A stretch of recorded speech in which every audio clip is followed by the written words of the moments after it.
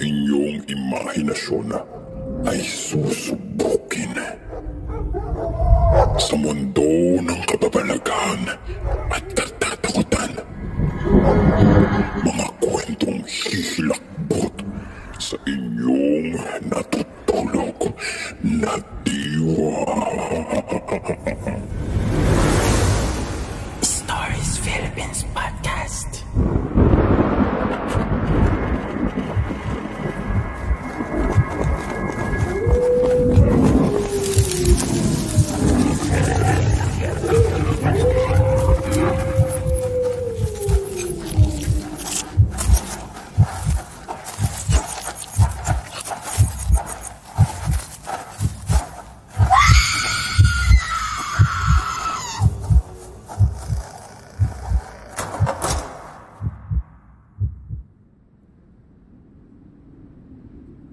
Some ghost manifestations are threatening and evil in nature.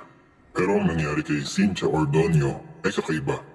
It made her realize the importance of life. And it's ironic na ang mensahe ay nagmula sa isang kaluluwang matagal ng patay. Tunghayan ang kanyang kasaysayan dito sa Toy Train. Biktima ng hit and run ang anak kong si Jojo. She was only 4 nang masagasaan ng isang kotse sa kalye habang siya'y naglalakad kasama ang kanyang yaya. Noong una, hindi ko lubos na matanggap ang pagkamatay ng anak ko. He was too young and I love him so much. Ilang araw din akong halos naging bedridden. Nag-file ako ng mahabang leave from the office and I refused to talk to my friends even though they were offering me comfort. Maging ang asawa kong si Richard, hindi alam ang gagawin sa akin. I refuse to talk about my pain in front of him. We haven't even made love during the duration of my grieving. Pero wala nang katapusan ang nadarama kong loss at pagkabigo. Halos mawala na ako ng ganang mabuhay. I never thought na ganuhan ko pala kamahal ang nag-iisa kong anak. He was my life, my everything.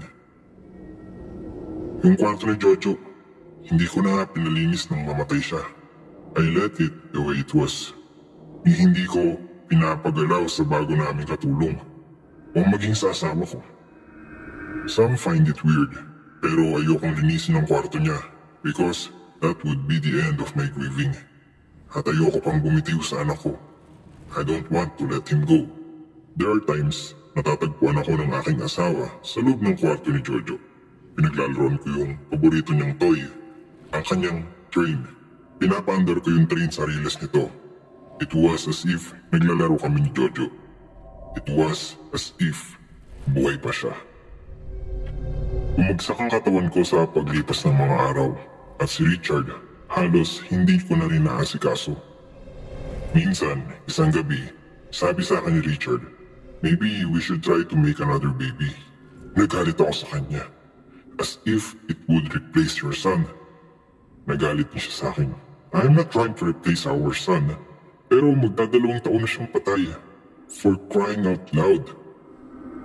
Noon ko lang na-realize na gano'n na pala katagal. Akala ko parang kailan lang. Bakit ganyan kang magsalita? Hindi mo ba minahal ang anak mo? Sumbat ko sa kanya. I was still hurting. Don't ever accuse of me of not loving our son. Dahil alam mong minahal ko siya more than the life itself. Pero Cynthia, kinuha na siya sa atin. Wala na si Jojo. Pagbalik-balik na rin mo man ang mundo, wala na ang anak natin. Bakit hindi mo matanggap to? It was the first big fight naming mag-asawa. Never pa akong nasigawan ni Richard. Noon lang. At feeling ko, hindi niya ako naiintindihan o ang nararamdaman ko. At that time, animo nalamatan na ang aming relasyong mag-asawa. Then, one morning, pagpunta ko sa kwarto ng anak ko, hinanap ko agad yung favorite toy niyang train para paandarin ulit ito the way we used to. But the toy train was nowhere to be found. I've searched the room to look for the train. Ngunit, wala talaga. Lumabas ako ng kwarto at hinanap ko ang aking katulong na nooy naglalabas sa likod ng bahay. Nang mapadaan ako sa kusina, Narinig ko yung tunog ng toy train. Pagtingin ko sa basurahan, naroon yun. Galit na galit ako.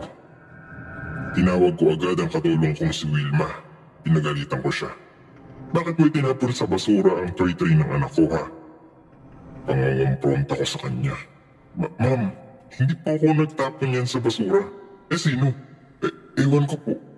That night, inabangan ko talaga si Richard to confront him with the same accusation.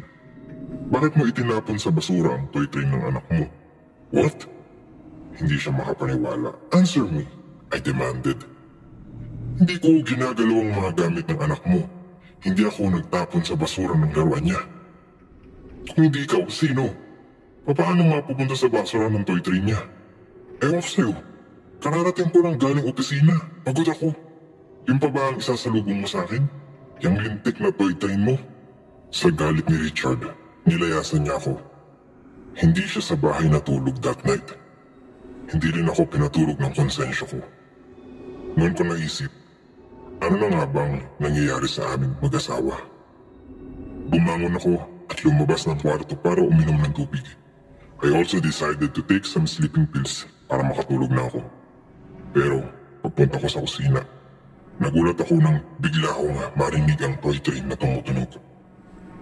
Pagbaling ko sa basurahan, naroon na naman ang toy train. Kinutuban na ako ng kakaiba. I turned off the toy train para tumigil yun sa pagandar. Inalis ko pa nga ang battery to make sure. Tapos, dinala ko sa kwarto ni Jojo ang toy train. Inilagay ko doon kasama ng iba pa niyang laruan. Pagbalik ko sa kusina, kinilabutan lang ako. Dahil muli kong narinig ang tunog ng toy train. At nasa basurahan na naman ito. Kinuskus ko pa ang aking mga mata to make sure na totoo ang nasasaksihan ko. My God, naroon nga ang toy train. Nasa basurahan na naman. At umaandar pa rin ito despite the fact na inalisan ko na rin ito ng baterya. Noon ako napayak. Pinulot ko ang toy train kahit nanginginig ang kamay ko sa takot. I turned it off. Now I understand, Jojo. Now I understand. Ang lumuluha kong sabi, don't worry, I'll let you go. I'll let you go. The message of my son was clear.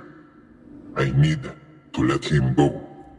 Kaya pabalik-balik sa basurahan ang toy train. I need to move on. At ayaw din niyang masira ang buhay ko at ang pagsasama namin ng daddy niya. Kinaumagahan, hinintay ko umuwi si Richard. Pagdating niya, I immediately told him what happened, and I said sorry. Niyakap niya ako at nagsorry rin siya sa akin. That same day, pinagtulungan namin linisin ang kwarto ni Jojo. Inayos namin ang kanyang mga gamit. We decided to donate some of his toys sa orphanage, including the toy train. Sinikap kong makabalik sa dati at normal kong buhay. I gained my confidence back. And I learned to smile and be happy again. Later on, nabuntis ako at nagsilang ng anak na lalaki. We named him Rafael. Laking pasasalamat ko sa pagpaparamdam ni Jojo. That finally prompted me to realize my mistakes. Now, we are happy again as a family. And I thank God for my son Jojo. Kahit wala na siya sa piling namin mag-asawa, he'll always be in our hearts.